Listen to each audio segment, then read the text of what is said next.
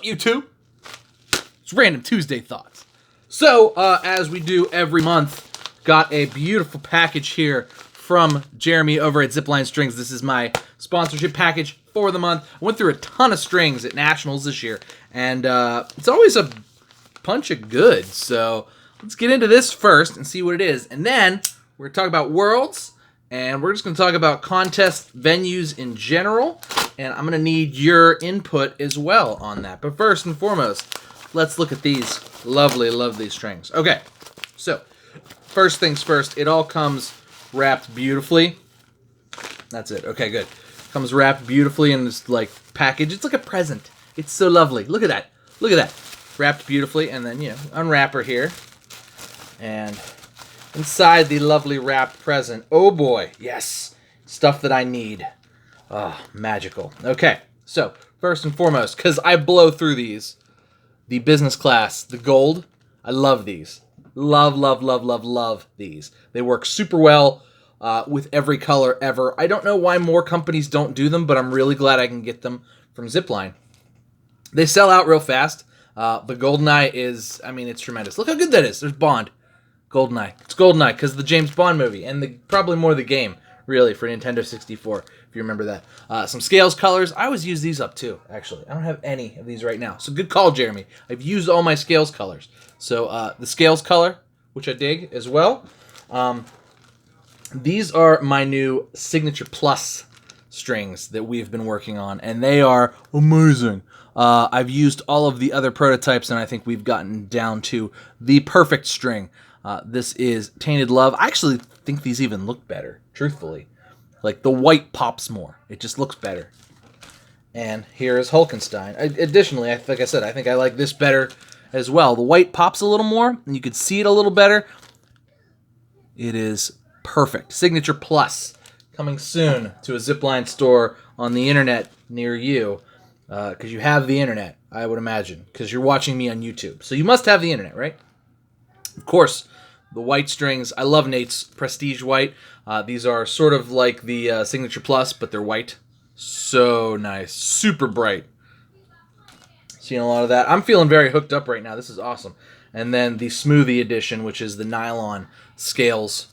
These are great for when it's humid outside. All the pure nylon stuff.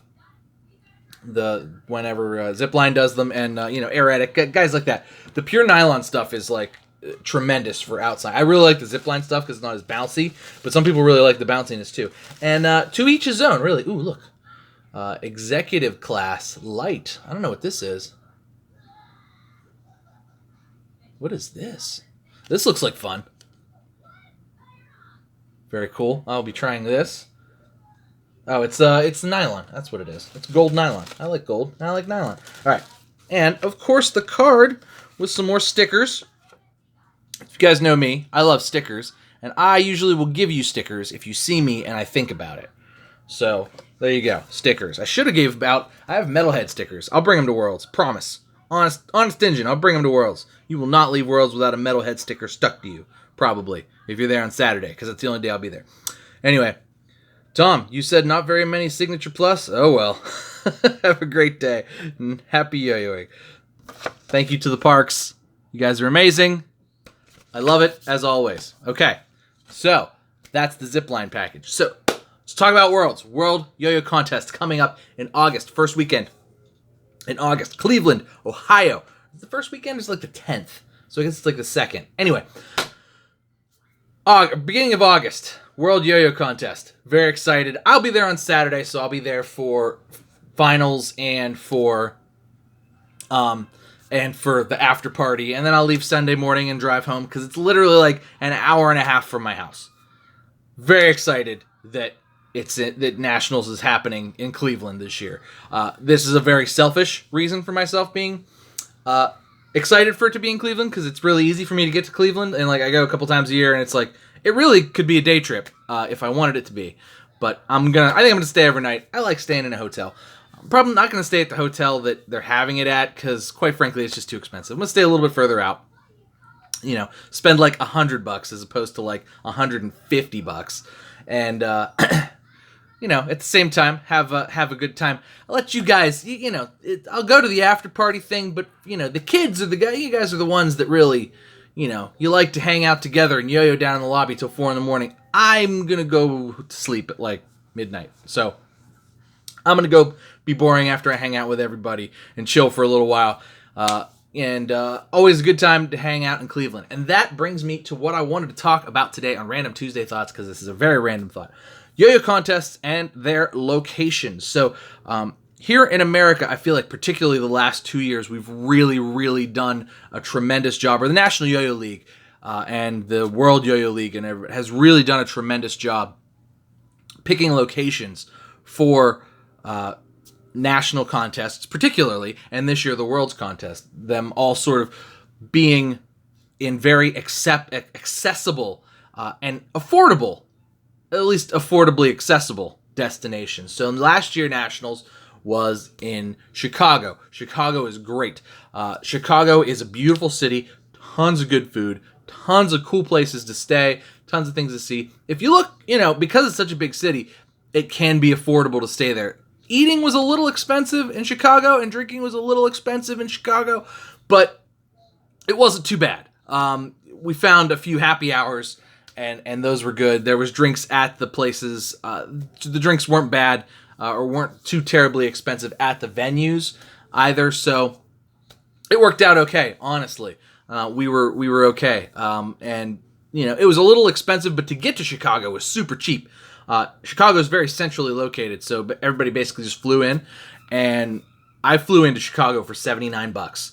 It was like, it would have cost me, it definitely cost me more to drive to and from Philadelphia. So, I flew into Chicago for $79, and that's pretty easy. And then once you get there, you literally get off the plane, you get on a little tram thing that they charge you $2 for, and it takes you right to where you want to be, and you just kind of get spit out into the beautiful downtown, and you go stay in your hotel, and you eat the good food, and you go shopping at the cool downtown malls and stuff, and you see all the sights, and you do all the things, and then they got Uber for whenever you got to get out of there, and of course, because everybody's got Uber. So, I felt like Chicago really worked out pretty well.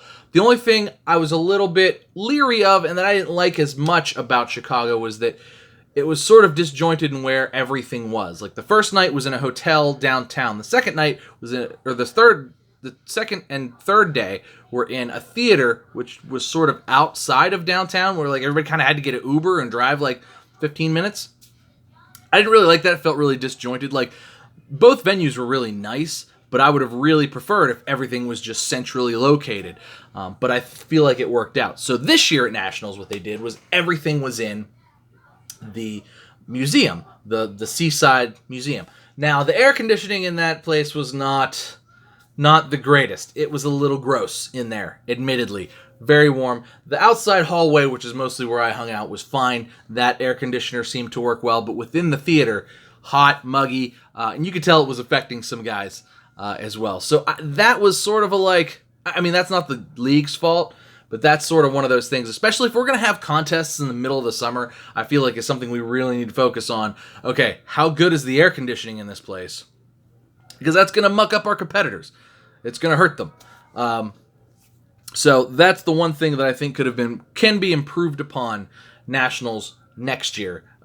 Next year. Hopefully they have it in, and it could be in the same place as long as they get the air conditioner fixed. That was a great venue, and it was awesome to stay. There was tons of places to eat, tons of things to see, tons of places to go. It was a fantastic, fantastic venue. It was literally the best part of Philadelphia I've ever been in, ever. It was great. No complaints on Philadelphia or that part of Philadelphia. It was hot inside, but it was nice outside of in the hallway, at least while I was there. I'm not complaining. It was fine for me. A little rough for some of the competitors. I was totally fine. And now having Worlds in Cleveland again, I like Cleveland a lot. Now, being from Pittsburgh, you're gonna be like, "Why you like Cleveland? You're from Pittsburgh." No, I like Cleveland. One, it's real close to me.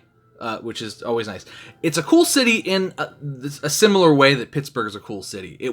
I think that's why there's always such a rivalry, is that the people are very similar.